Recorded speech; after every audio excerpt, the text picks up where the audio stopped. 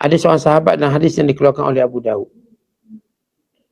Dia mengadu pada Rasulullah sempit rezeki. Dah buat macam mana pun rezeki macam tu,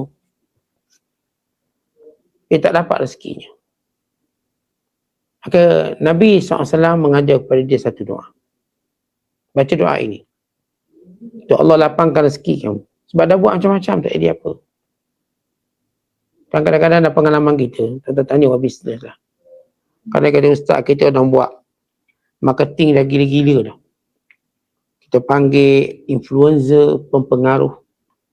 Kita panggil paid review yang bayar ribu raban ni. Kita tetap benda yang sama.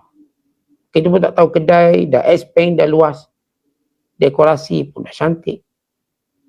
Elang TV, sudah radio, sudah pakai influencer, sudah. Tapi macam tu, maka datang ketika itu kita mengakui bahawa bukan kerana kita, melainkan daripada Allah. Maka Rasulullah ajar satu doa dari riwayat Abu Daud. Baca yang ni kata Rasulullah. Allahumma inni as'aluka min fadlika wa rahmatika. Fa innahu la yamlikuha illa anta.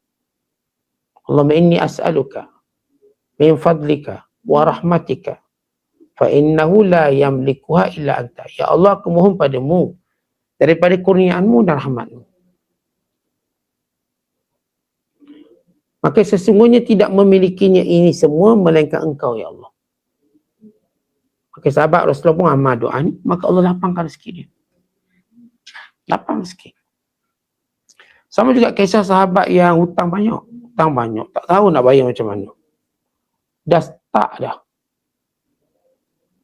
Maka tahulah kita bahawa yang bayar hutang kita ni Allah bayar hutang. Dan Nabi ajar doa, Allahumma kfini bihalalika an haramika wa aghnini bifadlika amman siwaka. Ya Allah, Tuhanku, cukupkan aku dengan perkara yang halal sehingga aku tidak cenderung pada perkara yang haram. Ya Allah, kayakan aku dengan kurniaanmu sehingga aku tidak perlu memerlukan, sehingga aku tidak perlu bergantung pada orang. Ini beberapa doa yang Nabi ajar bagi membuktikan bahawa kewujudan kita tak ada. Yang ada ialah kewujudan Allah. Itu maksud fana.